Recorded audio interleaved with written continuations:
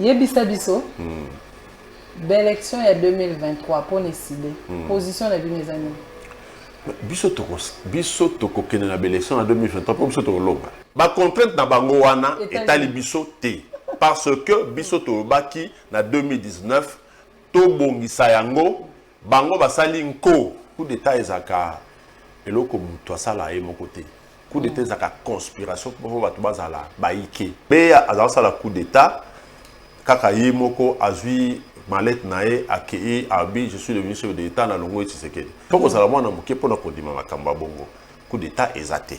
Maté dit à vivre azu okoyoko ça s'arrête là. Ça suffit pour lui. Maté n'a plus besoin d'argent. Je na ngamo balobaka mambo les Congolais ne souffrent pas encore. Ngai ça point abi les jours qui souffriront ils vont se prendre en charge. Et comme ils savent qu'ils ne souffrent pas, alors qu'ils allez solution Pia. Les jours qui souffriront, il va se prendre en charge. Bandeko Balanzi, ya lisolo ya poso nazaine sengo ya koyambela bino mokoma lelo mwana mboka honorable Mambo Katunda Jean Bosco oyazali bongo secrétaire exécutif de l'ex-des provinces de Kwilu naye tokosolo la masolo ebele mokoma lelo tokozongela ba contrainte ya feuille de route ya seni et puis tokolobela présumé coup d'état oye utakiko oye lingaki sala mabongo na mboka Congo et puis série d'arrestations.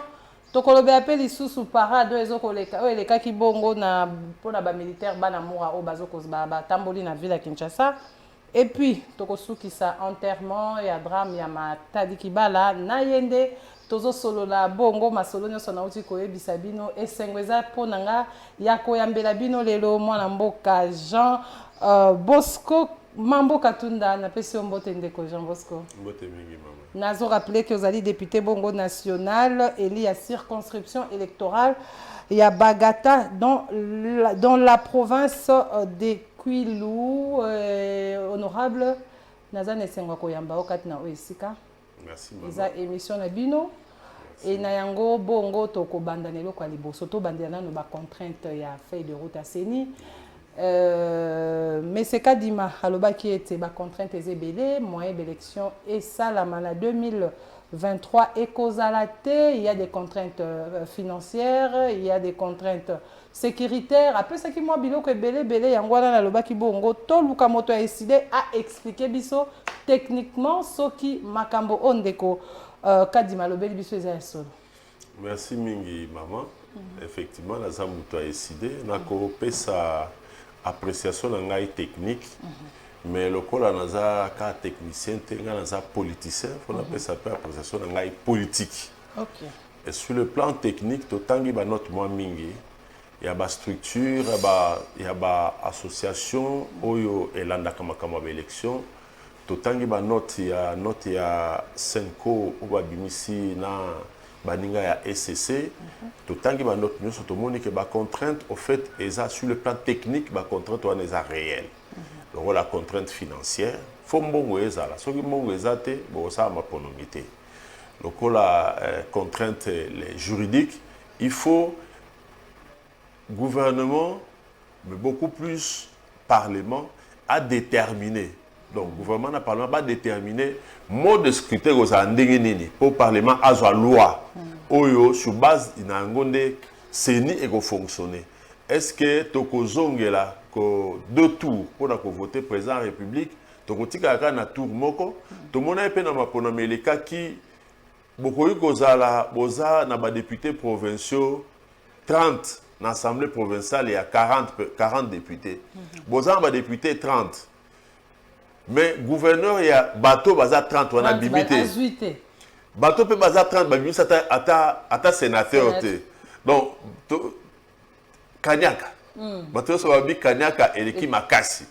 Et batu mususu ba lobby to moni que ba gouverneur ba pona maraka na population bala moko poku na au moins Kanyaka ozalate parce que ko voter ba on a deuxième tour ezaki problème. Est-ce que tu relever option ndenge wana ou pas? Beto kende na otozaki na ngokala. Donc maintenant, il faut dire à la CENI bon, vous continuez na loi otozaki nango, on continue avec cette loi là. Là, la CENI connaît. Non, on a mis option. Parce que jusqu'à ce que vous levez option, CENI moyen à gagner les bossos. Exact. Il faut que vous savez, bon, biso toza na tango za l'homme sous-tité, zoa ka loi na kala, to vizango sima. Mais cycle O, ça est la ka loi na. C'est tout à fait normal. Contrainte financière, il faut mbongo. Effectivement, il faut mbongo ebele pour na ça la élection. Tozo comprendre bango, basuki ka wanate, ba bi contrainte sécuritaire, tout ça. Bon, sur le plan technique, tout ça, ça peut être évoqué. Mais sur le plan politique, biso d'abord ngai nde lobi na zamu tu ya décidé. Processus yango moko tolingango te. Tout simplement parce que toza na face na biso toza na batu baza mitema mabe. Depuis 2019, président Martin a cité feuille de route. A cité feuille de route. Donc bien que ba vota qui est, bien que makamboleka indengeleka qui bien qui, mais c'est un homme d'État. Il n'a pas dit to panzamboka to bomano alobi feuille de route yango to ça la réforme la feuille de route eloko liboso réforme électorale depuis 2019 et la partie en face asa mamunanko aboy koyoka azokende kaka ba yebi ke bino boboya na bino kaka oui ba yebi ke bino boboya ba décider ba boya kaka depuis kala oh on ne fait pas de la machine à voter toke to voter la machine oui à voter. Si quoi appelle les sous to ça oui, babi hein, yo biso to boya kaka. Mais ngam na ebisio awake na 2019 biso batosa qui fait de route le ba réforme électorale. Mais on peut pas salir réforme électorale ndenge d'abord. Mais biso to baki depuis 2019. Est-ce que mboko ezaka ya bato baza bokonzi? Biso biso to ali to na toza na bokonzi te to procédure ndenge ya rosale la ngola bosali fait de route bokendaki na ngwati. Mais pas nanga. Bokendaki na ngba sala la procédure ezaki respectée. Tout ça, il fait de route, il faut tout ça la concertation. C'est là, maman, au Bengangai Awa, Tango, Kadima, à sa élection, au Bengangai Potu Nangai, Tosugi Wapi. Donc, Basengi Bino concertation en 2019, Bino, Namtema Abena Bino Boboy, Bokangi, Bosali Matoy Mangongi, Bozo Zelati, Sobato Komi na Souka, Benga concertation. Tant que Biso Torboy, c'est Bino Boboy Akaka. Donc, sur le plan politique, Biso processus autolingangoté, parce que d'abord, un, ils ont inclusivité. Donc, ce qui vous dit, ça veut dire Bolingi peut élection. Non, les élections doivent avoir lieu. Biso Tokima élection. Les téléspectateurs, un miracle, Nini. Ça a Bozo Boya. Ça veut dire que comme des en retard. Tu sais qu'il y a un boula moko. Boula moko, Biso tout ça là. Retard wana biso atopesa biso na tobi hein nabi hein 2019 tobi to banda discussion pour la réforme électorale 2019 bolé qui 2019 bolé botondi bosi 2020 bolé botondi 2021 non c'est pas correct on est ça problème na biso te il faut pas que ça biso libanga pour biso to la xanzela to ba qui réforme na 2019 bobo yango. Biso toza, biso boya élection. Nous on n'a jamais saboté les élections. Quelle que soit ma condition au Bogosa Lango, biso to compte toujours l'élection, mais ça ne signifie pas que tu copies sa proposition na bisoté. Ce n'est pas parce que tu compte à l'élection que ce que ça m'a été le batté. C'est ça normalité. C'est quoi moi l'amboka mambo to le basiko élection. Élection, il faut les élection, il faut élection, il faut na 2023. Na 2023. Parce que c'est constitutionnel. Mais finalement, Nabi, Kabila.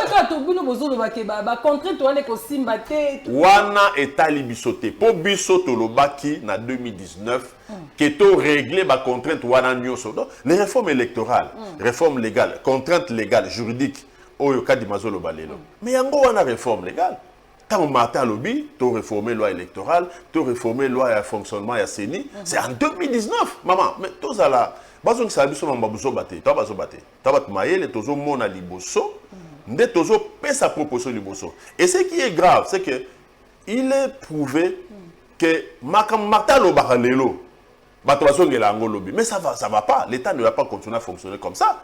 Soki bomoni ke moninga pesida malam poto tongamboka alobaki teka comme président de la République habito ça la réforme électorale de façon consensuelle pour ça élection malam mabe zawa siko bino bosali na ndenge na bino bokomi pele bokomo boto kokate non bokoka kaka ne bokewana bokoka biso to bokoka et vous allez souhaiter bokoka élection est transparente oh non to ya na nous négociation tout ça dans négociation négociation. pour tout ça 2023. Donc, Kabila l'élection 2023, c'est que dans l'élection 2023, après, donc, finalement, je crois qu'il faut constituer une loi. Parce que ceux qui, de façon régulière et de façon habituelle, c'est inutile. Constitution, il faut une loi vivre sans constitution et c'est la jungle. Chacun fait ce qu'il veut. Mais tu n'as pas la caméra. Yebisa biso. L'élection est 2023 pour décider. Position de mes amis. Biso toko kene na l'élection en 2023 pour biso toko longa. On va gagner. Na ba contrainte oka. Biso bien. Ba contrainte na bango wana etali biso te parce que biso to baki na 2019 to bongisa yango bango basali nko. Maman, eza ça peut vous rattraper. Na kene mbo rappeler singa lisese. Mboazo kene nzela mai. Akobi na nzela mo libula munene mo aleka ta zongi na mboka. Aibisi ntaba.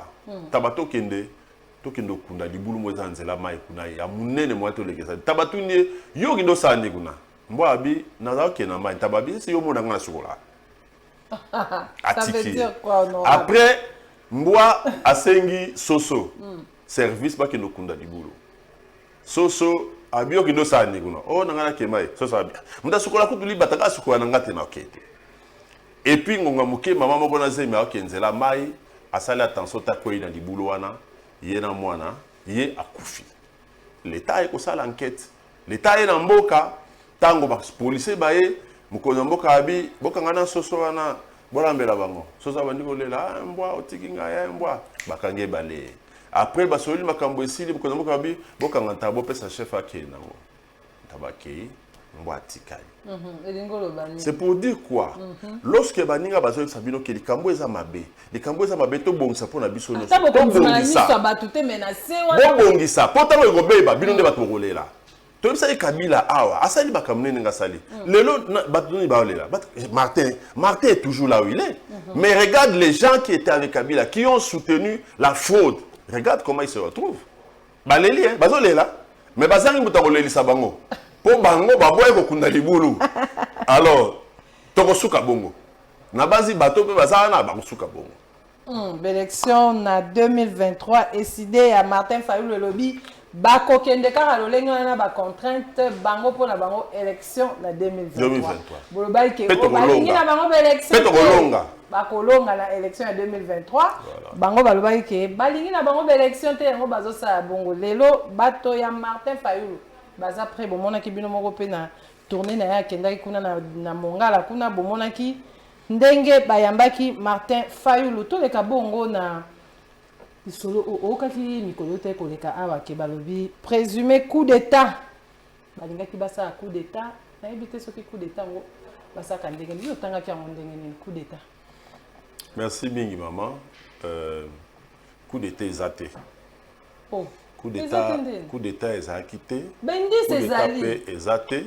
Oh. Toza lelo na komi mkolo to banda ko kama coup d'état kala.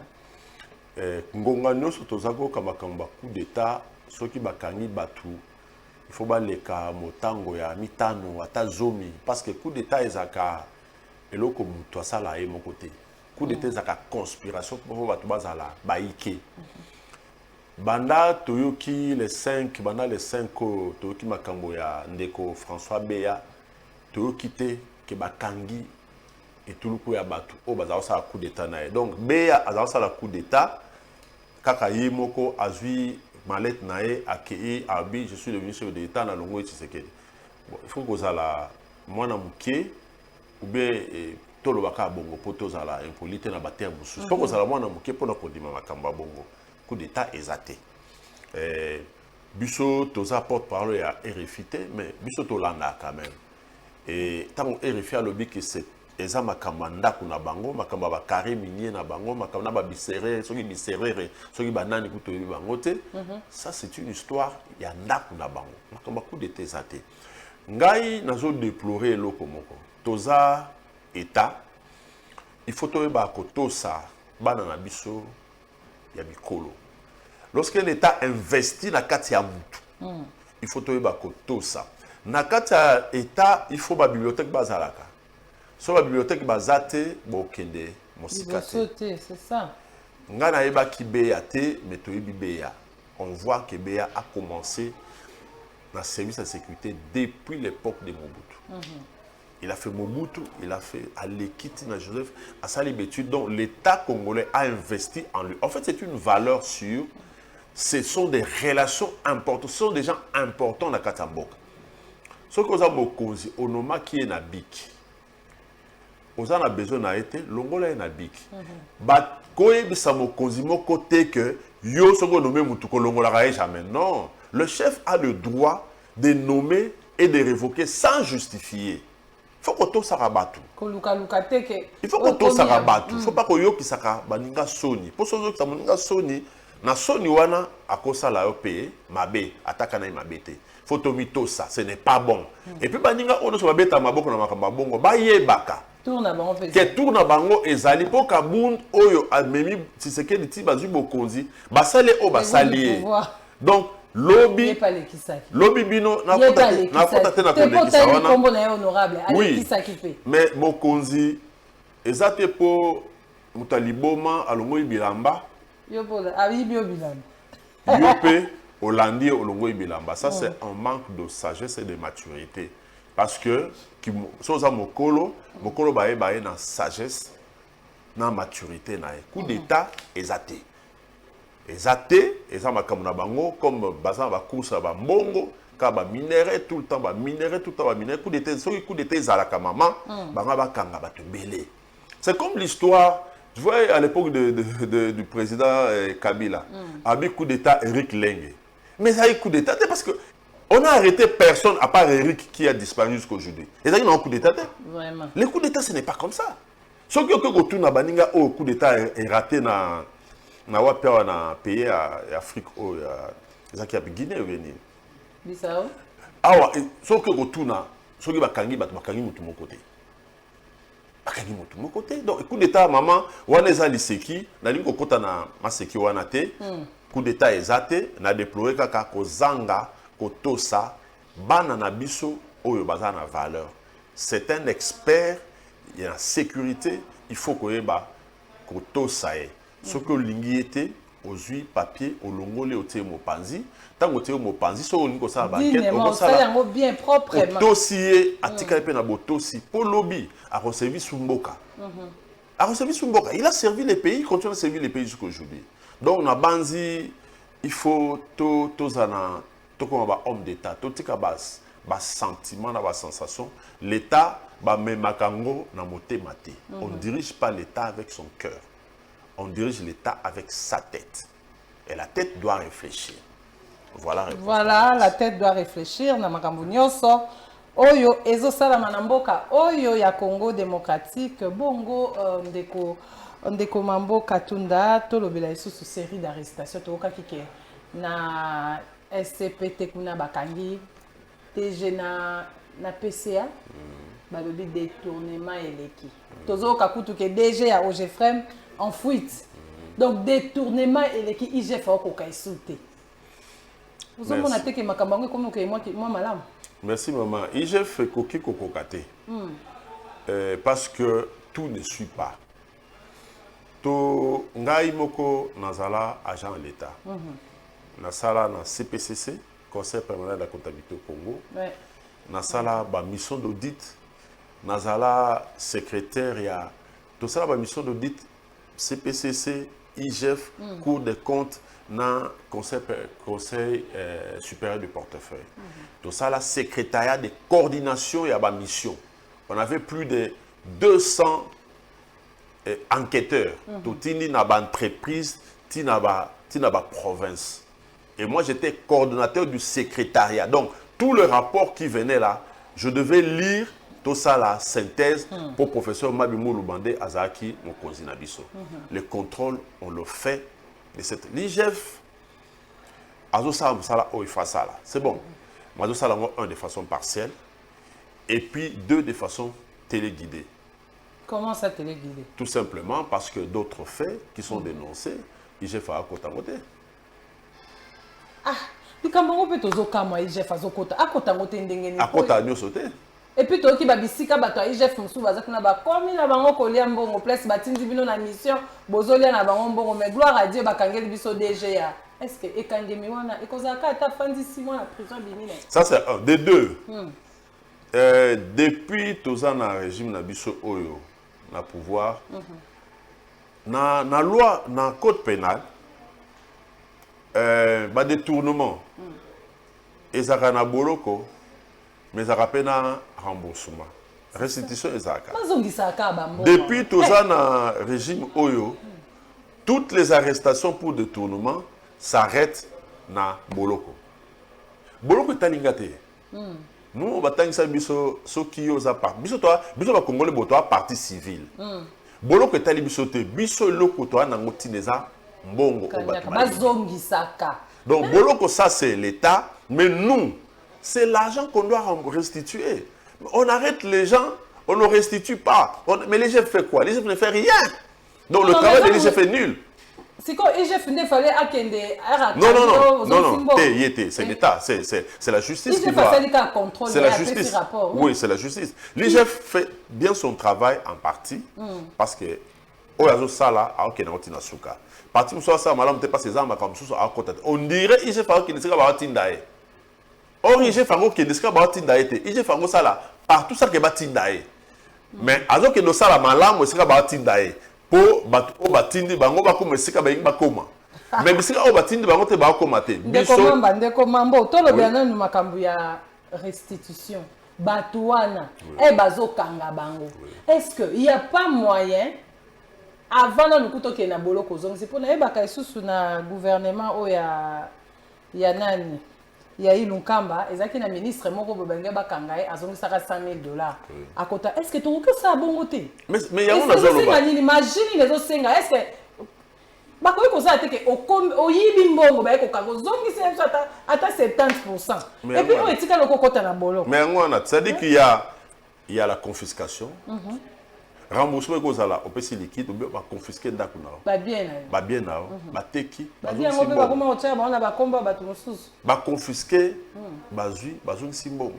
Ici on ne confisque rien. Yebsanga soki ba yibi mbongo na on a tra bazui ba PDG na ba teba on a boloko ba sali 1 an 2 ans et après ba et puis moi bien pesa ka collectif. Bon tozaki na 15 millions à rétro commission. Il j'ai fait ça là audit à salate ba sali on a expliqué comment bien que la rétro commission. Bon, parce que ce n'était pas très propre, c'était pas digne na chaîne monene pour mokonzi oazo kamamboka aloba makamba bongo. Ce n'est pas naza mwana ya botosi, je suis poli na ngoko kota ngote na suki wana mais basali ba saut de bouton plus de 450 millions. Je ne sais pas qu'est-ce qu'on en a fait quand basso de bouton. Ça aussi il faut dire, c'est l'argent de l'État. Ce sont des choses qu'il faut auditer. Donc, ce qui va t'indiquer, c'est que l'on va kende kuna bakei basali, kende kuna bakei basali. Après, on a besoin de preuve. Dans le monde, bazuka preuve que comme il y a des clics qui a intérêt à bambongo. Balongola batute po batia batu ba gérer malam. Non. Balongola batu po batia bato bangonde bakoyiba na bango. Donc so yo yime pesi bango te balongoli yo batie muto oyiba pesi. Kasi wana gouverne ndenge to biso pe to ekokutela mboko onka bongo te. Mais to continue ka. Cheka batu na yo pe il faut ka mutu na onda zala wana po atinda ko pe mo ba commission. Entre temps peuple kuna pas zolela.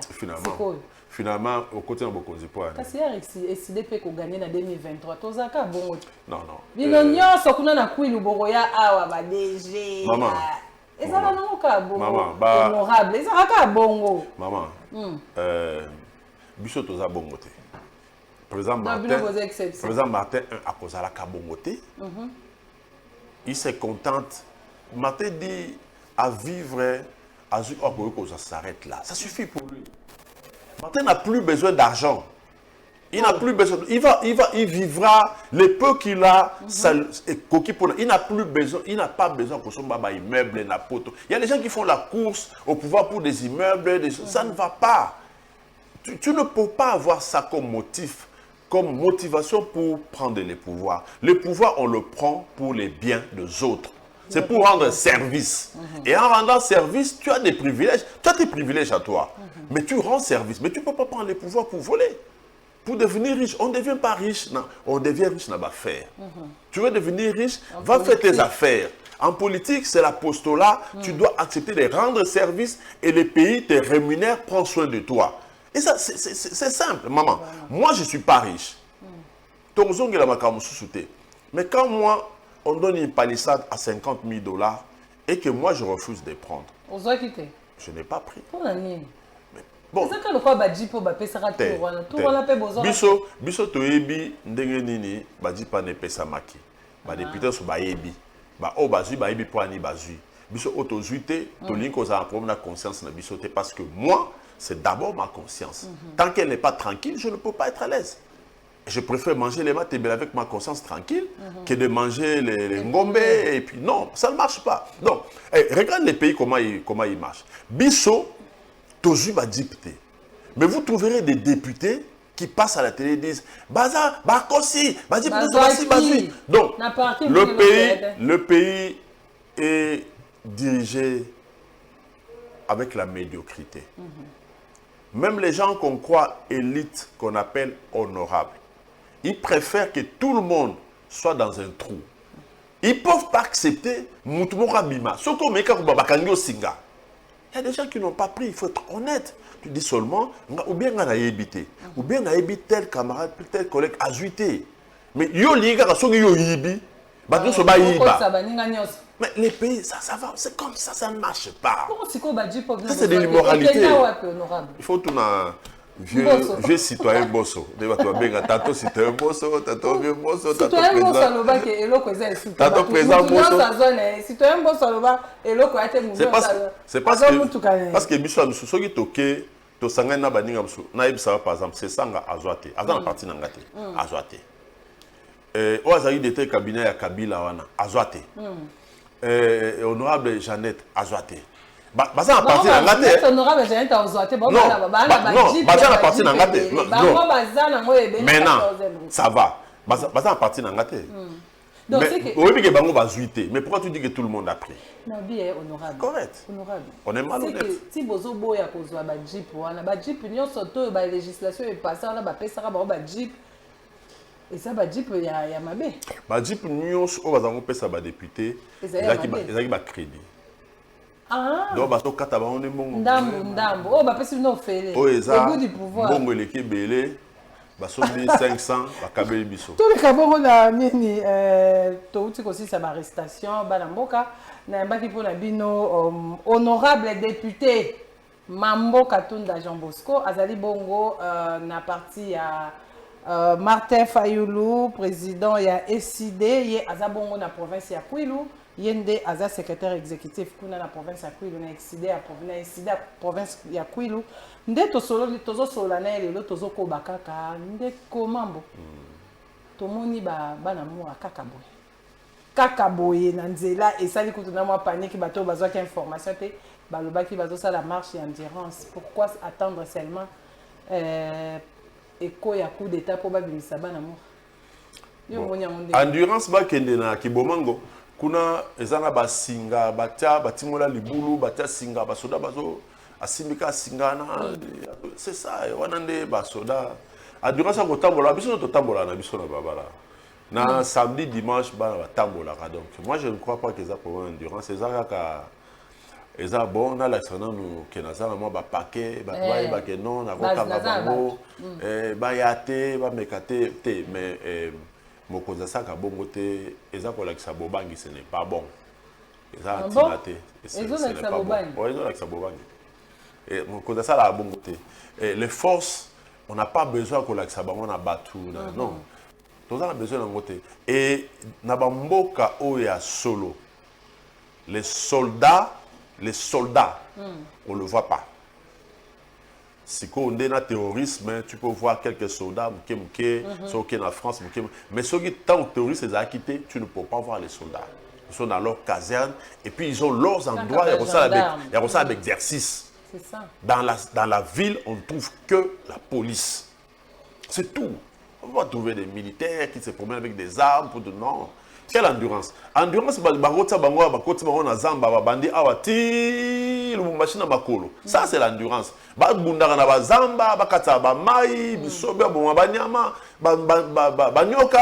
Là, tu es endurant. Ok, ça, aux autres biscuit. Allez, naï biscuit, à continuer, les gens s'amusent. Moi, je pense que ça, Bobangi.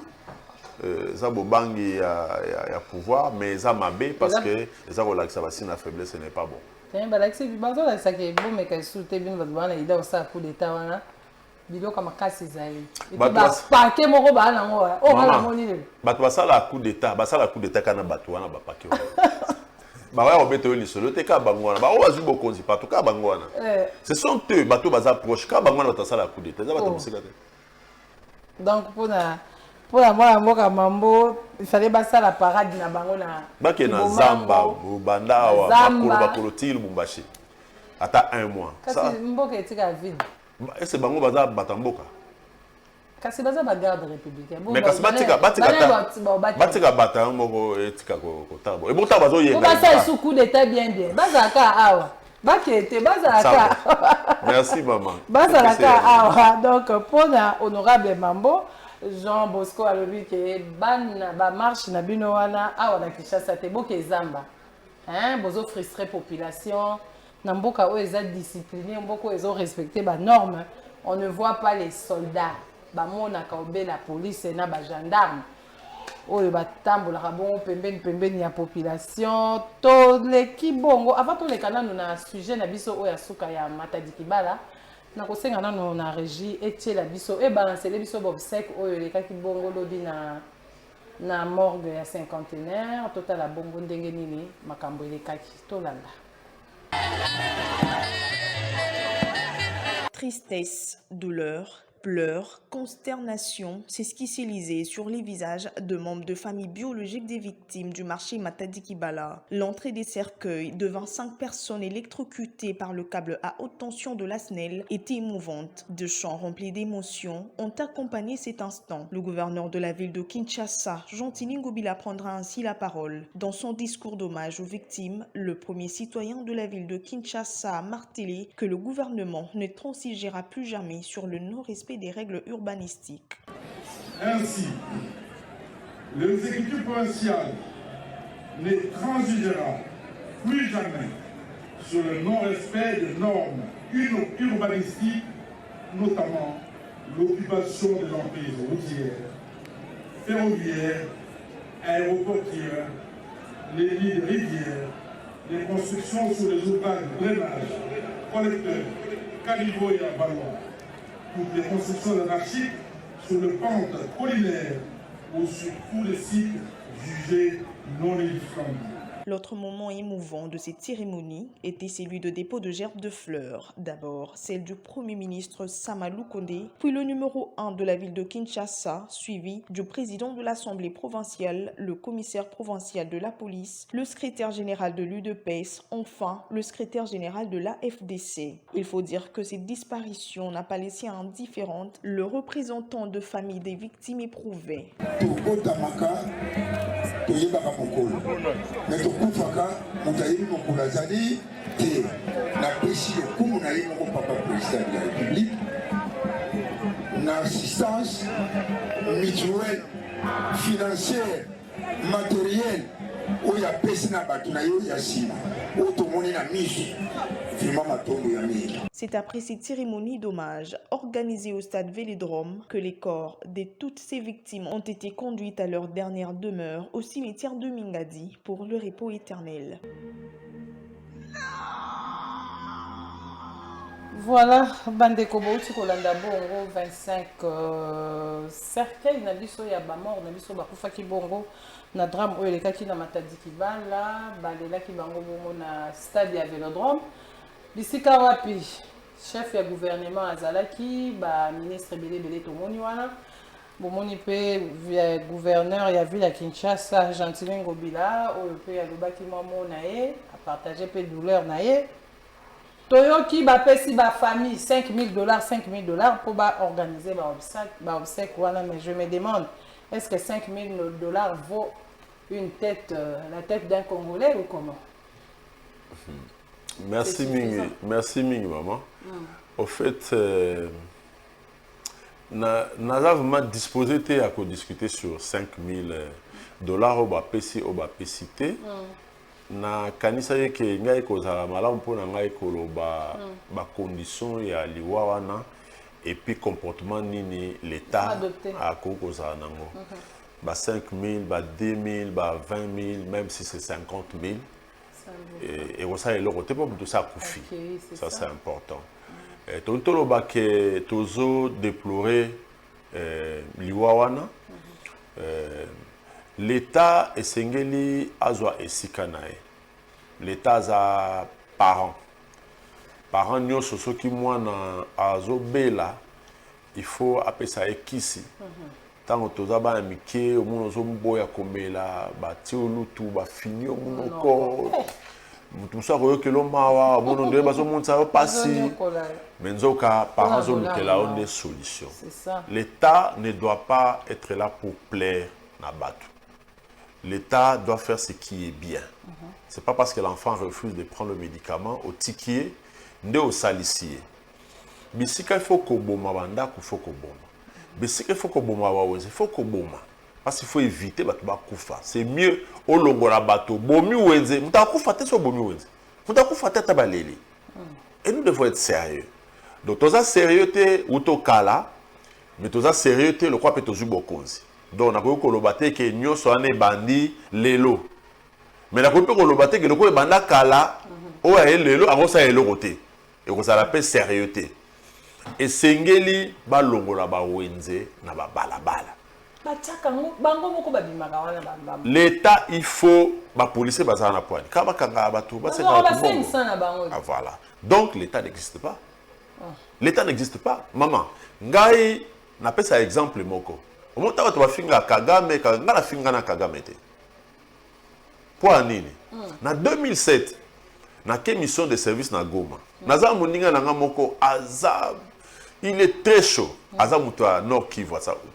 Yeso azab mutu kana tana gisasa rula so kangi akogange la yo akoleka. Toke na Goma atambula na mutuka. Après, il faut que nekotala mama leki na bango na Ruengeri, na Ngamu, na Rwanda. Ake a loué voiture. Quand a loué voiture, a tout le monde a permis de conduire. Effectivement, on a permis de conduire. On a bien ça. On a tout le poids. On a bien loué voiture. On a kende Rwanda ngabi. Et bon, to kende Rwanda ngai permis de conduire ngai na défi ça yo. Ngala kumba, t'es pas sûr de kumba. Abi mon cher, j'ai pas de permis de conduire. Abi tu n'as pas de permis de conduire. Ngabi mais kumba peut mon cher, il faut pas dire ça. Tu vois, au moment où Bambou Anezana, ça, c'est ça, ça, c'est rien. Là, c'est un État. Oh. Oh. Aïbisingaï, mon cher, mais on va m'arrêter. Dès qu'on arrive là, on va m'arrêter. Dès qu'on arrive sur ma photo, on va m'arrêter. C'est toi qui conduis. Et puis, il me dit, regarde, tu regardes les panneaux, tu respectes la vitesse. Sinon, nous allons rester, on va payer des amendes. C'est ça un État. Mais quand Bambouana, chez nous, ici, tu peux faire tout ce que tu veux. Quand tu veux. Comme tu veux. Donc, l'État n'existe pas. Et quand tu vas dans d'autres pays, déjà ici au Rwanda, on a peur de la police qui vous arrête. En Europe, n'en parlons même pas. Il faut que... Mais c'est l'État. J'ai dit que l'État doit être rétabli. L'État ne vient pas rigoler. L'État a zaté. Même moral. Depuis que l'État même moral. Maman, Musée Ayaki a sali 3 ans. Depuis Musée a Koutagi Bino Bokota 2 liboso na taxi, 4 na sima. Taxi bus, Telemi Boé, Ninga Pesi Mukon. Musée Beti Bino Fimbu 2 jours. Et c'est Batumi Balé la côte à sous la taxi liboso. Attends, t'as sauté. Vous comprenez? Donc, l'État doit être, quand tu viens, ils ont vraiment délabré. Il faut, ceux qui ne te contentent pas de dire que Mbokeza Okufa. C'est qui s'en boka, par des bonnes manières. Ozope sa punition, ozope sa conseil. Ozope sa mwana, ngai maman nanga sa pédagogie ta soki na 6e primaire. Bazaki soki beti yo leliti na suka fuka misi yo tout ça. Tanga ya anga telemisao. Atunu na betaki opona nini. Obiso betanga pona saki bosaki. Eso yebi keza mabe. Na yebisa te keza mabe. Mbala sima soko sana osano ndé. Mais moi mboka mambo yebi keza congolais na niveau autokom yebi keza facilité. Maman, to kobandela wapi poto suka nango wapi. Pour comportement ya congolais. Congolais ozoloba wana ozongisa na ba norme wana sera musée.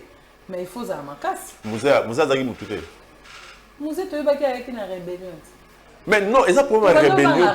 Té maman, ils ont pour une rébellion té. Il faut que depuis rebelle nous a kufane to zuba pouvoir on dit to zeli ngo na to. Maman, oyebi, tu sais pourquoi ils font comme ça? Pourquoi? Ba on va le babo. Ceux qui to té bateau na nzela, ba komi sérieux. Ba ndolande la biso. Bo sala bo sa ni bot. To tika ba on a boulou yeke na bango biso to sa nini to yibara bo pia. C'est ça qui se passe. Parce que si tu es dur vis-à-vis des gens vont continuer à te surveiller. Il y a sali bisobu, bisoto landa, il y a sali bisoto. Alors pour bolanda bangote, batiki bino na boulou yeke na bino, beaucoup fi bakundi bino. Mais ça ne peut pas continuer comme ça. Ma soeur, ngana lobaka si moi je suis gouverneur, ba petit na gout baseka na carte, ne pas petit. Nga sona gouverneur ville à Kinshasa ou bien bino, bo bengani ngai ou bien bokoti na molongo. Pour na coincé bino beaucoup. L'État doit être comme ça. Bon, si on se dit bon, ngai na tiki. Alors, tous les rabattu ba kufite to sepe là. Si on a lobby. So ba to ba kufite sepe là. Snel ango a lobby kake mutebeta kisina wana ya. Est-ce que et comment kaka chaque fois soki mbule beti naza comme rappeler jour moko nazo ngana ya musaba na kwa na biso basinga moko ya courant et bimaki wana mwana moko akangamaki ka toloba. C'est comme les nègres à Matadikiba, je me demande, Snelango, Basingango, suivi à la raté. Est-ce qu'il y a un problème? Il fallait peindre la touna qui est belle et tout le coup, il y a bateau, batiki, biso, bakoufi, dans les circonstances, on est à quoi l'état de Moutabomi, bang. Il fallait aussi un deuil national. Bon, Makamwana, il y a deuil nationalité, tout est quand même Simana, Bama, Snell. Snell, et ça, opposé problème, maintenant, la Zuango, na ba sens mibale na ba point mibale point liboso ezali liwa o bato ba kufeli bato na ba kufi na singasnel na nzela singasnel haute tension en plus tala atoza kitambo so kiti atoza na ngalema so kitika muke awa na bandal olongwe station bandal ozoya côté ya Sinkin biso ngazako ya na Kinshasa une fois pour la première fois, et pas en Makulu, on a en 85. Et c'est quand on a banda station, on a tiré Kitabo, on a Sinki, il n'y avait pas de maison. Polé, il n'y avait pas de maison. Aujourd'hui, les gens ont construit. L'équipe va tomber dans le Fandi. Là, ce n'est pas un problème de la SNEL. Là, c'est le problème de l'État.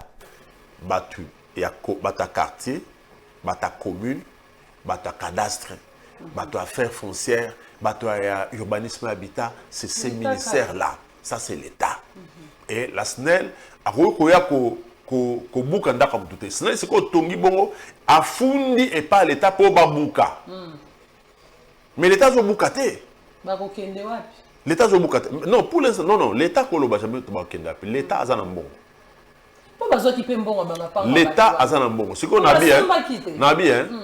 Ah, bah, pesi batu, bozo, bah, 5 000. Bon, tam so, maki 25 000 par femme. Bon, bah, zo, angwa, pour bakunda bibembeana. Vraiment. Mbongo, bon, biso, bah, pesi, bah, député, bah, palissade 27 millions de dollars, sans que, bah, somba. Mbongo, ane outi wap. Ça dit que lorsque, bah, ça n'intérêt na bango, ils trouvent l'argent. Tout le monde m'a te. Donc, na ba singa, wana haute tension, wana za faute ya SNEL, te. Wana za faute ya bateau, bah, sombi, na l'état d'attaquer bango lokola na wenze eza faute bato pe bakende kota wenze na esika bongo wana ya liboso ya mibale basinga o balabala SNEL aza la SNEL ne fait pas bien son travail. Il faut renouveler réseau nae. Il faut renouveler réseau. Ça la caba moyen. Oui, mais non, biso to pesa ba moyen te. Biso to pesa ba moyen. Biso faut ta facture. To faut ta facture. Non, bon ba ko sala on va. Siko biso to pesa ba mbongo mususu. Nous sommes des consommateurs, il y a courant. Tu consommes, tu fous tu consommes, tu fous mais tu fous pas parce que Bissot peut te dire qu'on revendique. C'est ça. On revendique non yoka. Congolais, je n'ai pas Mambo, les Congolais ne souffrent pas encore. Les jours qui souffriront, ils vont se prendre en charge. Et comme ils savent qu'ils ne souffrent pas, alors qu'ils allez solutionner les jours qui souffriront, il va se prendre en charge. Les choses ne marchent pas, mais les gens sont... Le Congolais, il est fort en adaptation. Il s'adapte dans la situation nuance. Et ce n'est pas bon. C'est très dangereux. Et c'est très mauvais. Alors, comme les politiques, les mauvais politiques, c'est déjà que les Congolais vont s'adapter. T'as la rame. On peut dire, les députés vont s'adapter. T'as la rame. Les députés ont appelé le ministre. Ils ont démontré que c'est irrégulier. Le Sénat a démontré que c'est irrégulier. Balobi, il faut élongwa. Les olongwa ka atteint. Bazo continuer comme ça. Bon, Congolais, azana passi, asomba unité à 1000 francs, mais ils ne réclament pas. Il faut qu'ils réclament. Mais on va dire qu'est-ce qu'on réclame? Mais na balabala. Tout le monde.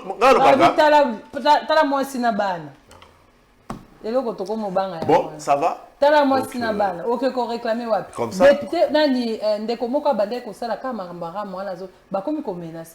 Oui, bah menacer pour ça et moko. Nabi hein, bah congolais nyons o bazwa ba iba bango na ram awa.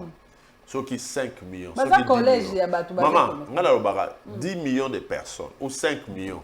Oh, bah, subir en gros. Bah, bimi la balabala, bah, tambola. Attends, tu m'as retiré ça. Attends, tamboli. Attends. C'est quoi, yé ministre Babengi na parlement Aleki. Ceux qui congolais attamboli na longo. Maman, yoga, ça c'est un. Première des choses, ça c'est un. Deuxième des choses, on peut menacer les sociétés de communication.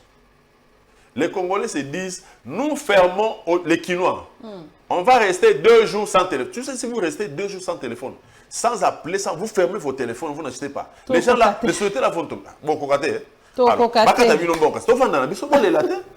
Tozo c'est la 2023, bah qui Tozo. Bon la Tozo dans la 2023 pour. Bon, ça commenter passer bah qu'on a cour constitutionnel bah pesi mongo bah nommer bah député à Boyoka quitté. À part biso bah on va voter qui a solo peto bimi.